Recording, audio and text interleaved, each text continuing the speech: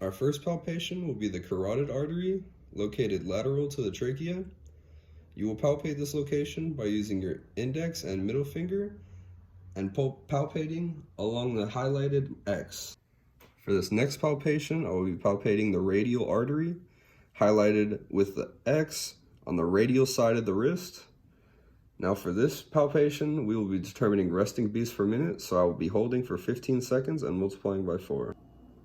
Along with palpating the radial artery, I was also measuring my patient's respiratory rate, which involved measuring inhale and exhale for 15 seconds and multiplying by 4.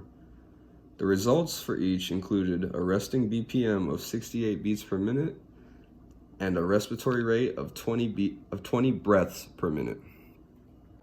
For our next palpation, we'll be locating the brachial artery, as indicated by the highlighted X. The best way to find this palpation is to slide your index and middle finger medially on the arm until that X and give a slight pressure and push up until you feel the pulse. For our final palpation, we'll be locating the dorsal pedal pulse, as I have indicated with the highlighted X.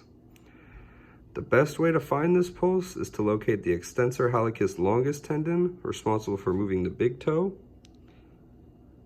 We'll take our index finger and our middle finger and move laterally across the foot till about the middle of the foot. We will now move on to our reflex tests, beginning with the Babinski reflex test. This will involve taking my pen point and moving in a J-curved motion along the foot until the ball of the foot. Our intended reaction for the Babinski reflex test is to have the toes curl once I've completed that J-curved motion. The note before we begin, my father experiences nerve pain in his foot, so I will not expect a normal reaction from this test. Now we will begin.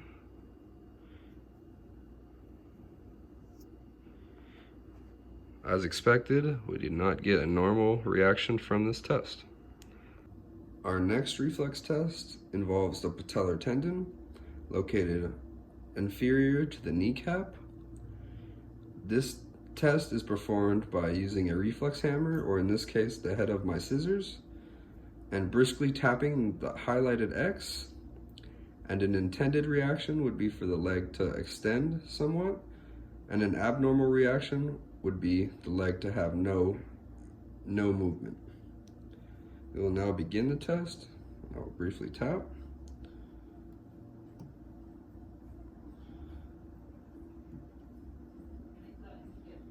As you can see, we can classify this as an abnormal reaction, as the leg did not provide any movement upon tapping the patellar tendon.